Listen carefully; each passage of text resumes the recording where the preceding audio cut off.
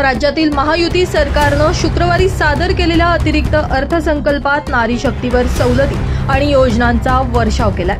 मुख्यमंत्री माझी लाडकी बहीण योजनेअंतर्गत महिलांना दरमहा 1,500 देण्याची तर मुलींना मोफत उच्च शिक्षण देण्याची महत्त्वाची घोषणा राज्य सरकारनं केली आहे। राज्याच्या अर्थसंकल्पात 15 विविध मुद्द्यांच्या अंतर्गत महिलांसाठी विविध सवलतींची घोषणा करण्यात आली।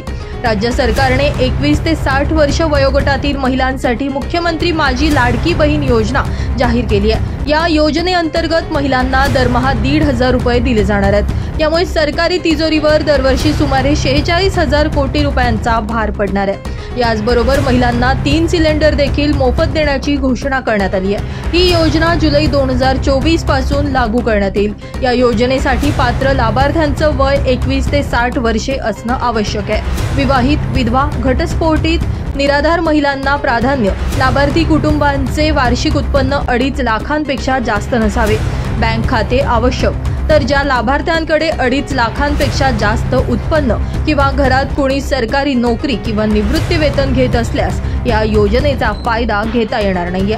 तसेच कुटुंबातील सदस्यांकडे 5 एकरपेक्षा जास्त जमीन किंवा 4 चाकी वाहन असेल तर या योजनेसाठी लाभार्थी अपात्र ठरू शकतो। यामुळे ज्या लाभार्थींना योजनेसाठी पात्र आहे त्यांनी नक्कीच या योजनेचा लाभ घ्यावा असं आवाहन करण्यात येत आहे।